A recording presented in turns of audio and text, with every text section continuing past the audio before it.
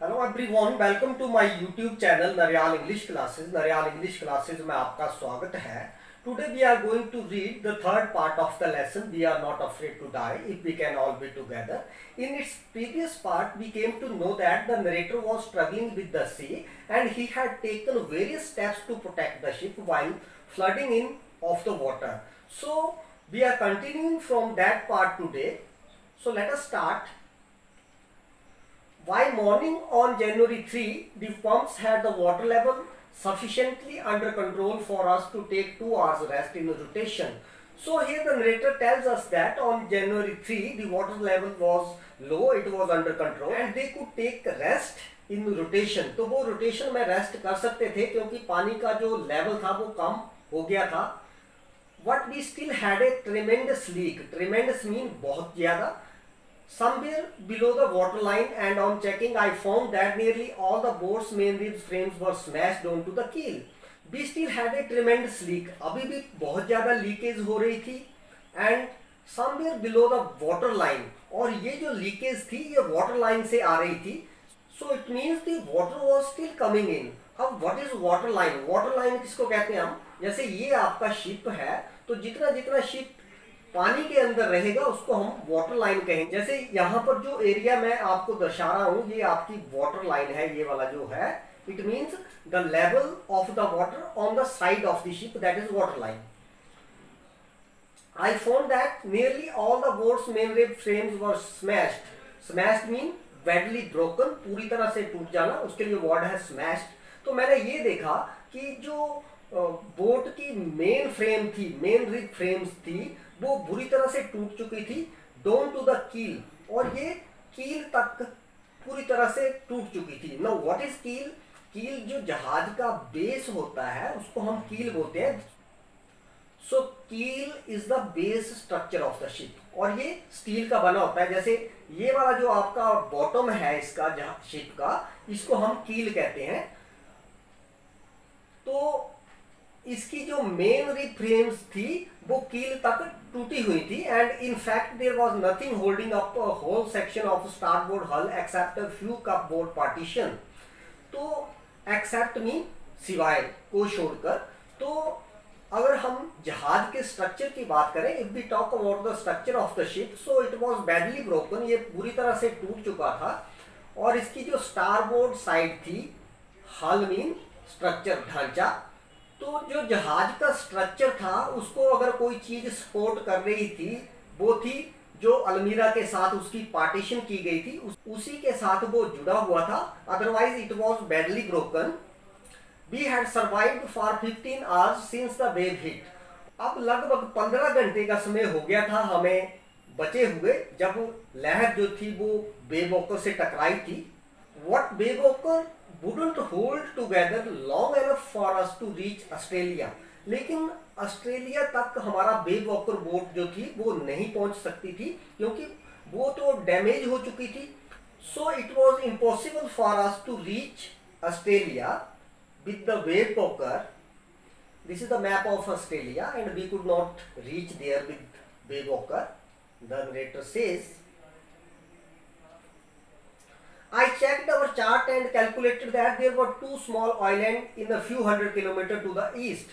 So after that the narrator checked his chart. उसने chart check किए and he did some calculations, and on the basis of those calculations he found that there were 2 small islands a few hundred kilometers to the east. तो उसने जांच करके ये पाया कि पूर्व की ओर लगभग 100 किलोमीटर के दायरे में 2 छोटे टापू थे.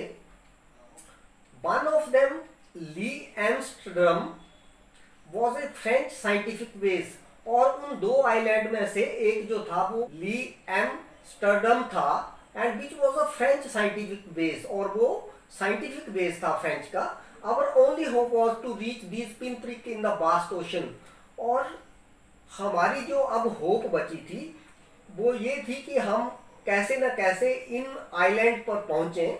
Pin prix in the vast ocean. अब यहाँ पर पिन प्रिक का मतलब होता है जो सुई के चुभने का जो निशान होता है उसको हम पिन प्रिक कहेंगे, लेकिन पिन प्रिक का मतलब हो गया बहुत ही छोटी जगह. So pinprick in the vast ocean here means we were searching for those island in the vast sea. तो अब हम इतने बड़े समुद्र में उन दो छोटे छोटे आइलैंड को हमने ढूंढना था. So it was impossible task for us. What unless the wind and seas awaited so we could hoist sail, our chances would be slim indeed. परंतु जब तक हवा जो थी और समुद्र जो था वो शांत ना हो जाता, अवेटेड का मतलब होता है वीक, कमजोर पड़ जाना, धीमा पड़ जाना, दैट इज अवेटेड. तो जब तक हवा कम ना हो जाती हम जो सेल जो था उसको नहीं लहरा सकते थे. सेल का मतलब पाल जो था, जैसे तिकोना पाल की करें या बड़े वाले बागबान की बात करें तो उसको हम we can not lift that. Hoist mean to lift, to raise, तो उसको हम ऊपर नहीं उठा सकते थे. Our chances would be slim indeed. It means it was not possible for us to reach there. हमारे चांसेस जो थे वो बहुत कम थे वहां पर पहुंचना. The great wave had put our auxiliary engine out of action. जो एक बहुत बड़ी लहर जिसने जहाज को डैमेज कर दिया था, उसने जो हमारा ऑक्सिलरी इंजन था उसको भी खराब कर दिया था. It was out of working order. Auxiliary mean helping और सहायक इसको हम कहेंगे. तो जो सहायक इंजन था वो भी खराब हो गया था. On January 4, after 36 hours of continuous pumping, we reached the last few centimeters of water. तो 4 जनवरी के दिन लगभग उन्होंने they continue to work for 36 hours. Pumping mean पानी को उन्होंने पंप से बाहर निकाला और ऐसा करने में उन्होंने लगातार 36 घंटे बिताए. We reached the last few centimeters of water. अब जहाज के अंदर थोड़ी मात्रा में ही पानी रह गया था, काफी पानी उन्होंने पंपिंग से बाहर निकाल दिया था. Now we had only to keep pace with the water still coming in. अब हमने जो पानी अंदर आ रहा था उसके साथ ही हमने चलना था. पेस का मतलब होता है गति, to move. We could not set any sail on the main mast. जो हमारा मेन मास्ट था उसके ऊपर हम कोई सेल नहीं लगा सकते थे. सेल मीन पाल. ये एक कपड़ा होता है जहाज को स्टेबिलिटी प्रदान करता है, तो उसको भी हम नहीं लगा सकते थे on the main mast, main mast के साथ. अब व्हाट इज मेन मास्ट, इसको अंडरलाइन मैंने इसीलिए किया है कि आपको पता चल जाए कि मेन मास्ट क्या है. ये जो जहाज के अंदर ये आपका जो वर्टिकल पोल है इसको हम मेन मास्ट कहते हैं. तो मेन मास्ट के साथ ही आप स्टॉर्म जिब भी लगाते हैं, फोरस्टेप सेल भी लगाते हैं. तो अब इस समय आप शिप के साथ ये चीजें नहीं लगा सकते थे because the ship was badly damaged. Pressure on the rigging would simply pull the damage section of the hull apart. Hull mean structure, framework of the ship, that is hull. तो hull को हम हिंदी में ढांचा कहेंगे. Pressure on the rigging, rigging mean जो ropes और wires होंगी.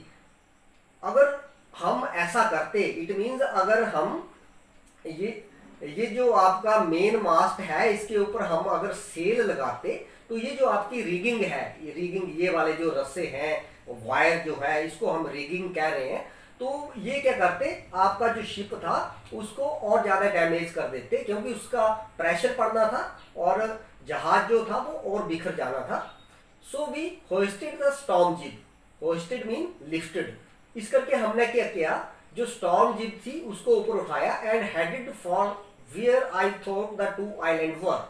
और हम उस ओर चल दिए जहां पर हमें लग रहा था कि दो टापू हैं, उस डायरेक्शन में हम चल दिए. Mary found some corn beef and cracker biscuit and we eight.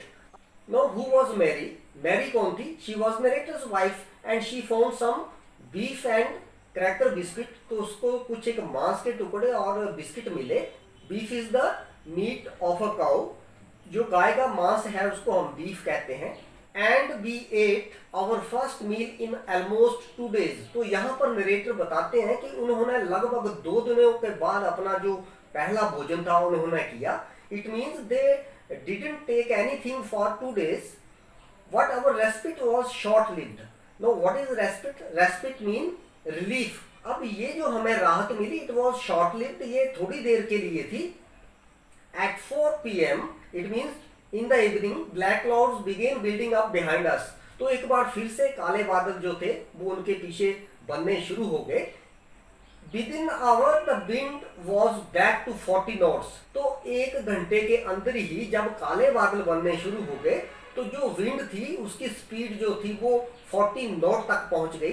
And the seas were getting higher, it means the waves were rising up, और समुद्र जो था वो ऊपर उठ रहा था। The weather continued to deteriorate throughout the night. Deteriorate का मतलब होता है टू बिकम वर्स्ट, खराब होना। अब मौसम जो था वो लगातार खराब हो रहा था। And white dawn on January 5 our situation was again desperate. और 5 जनवरी की सुबह, डॉन मीन प्रभात, तो 5 जनवरी की सुबह जो हमारी स्थिति थी दैट वाज अगेन डेस्परेट, वो फिर से निराशाजनक हो गई। डेस्परेट मीन खराब। Then I went to comfort the children, comfort mean to console। तो जब मैं बच्चों को थोड़ा कंसोल करने के लिए गया, इट मीन्स मैं बच्चों को थोड़ा उनका हौसला बढ़ाने के लिए गया। John asked daddy are we going to die. तो जॉन जो था उसने पूछा कि डैडी क्या हम मरने जा रहे हैं। No, who was John? John was the son of the narrator and he was asking his father that whether they are going to die, कि क्या वो मरने जा रहे हैं। I tried to assure him that we could make it, it means कि हम सफल हो जाएंगे जहाज को बचाने में। वी कुड मैनेज इट, हम इसको मैनेज कर लेंगे। What daddy, he went on, we are not afraid of dying if we can all be together. लेकिन जो जॉन जो है वो फिर से कहता है कि डैडी हमें मरने का डर नहीं है अगर हम सारे साथ हैं। If we are living together then we have no worry, we can all be together. So together means you and mummy, Sue and I. तो अगर हम सारे इकट्ठे हैं तो हमें मरने की परवाह नहीं है।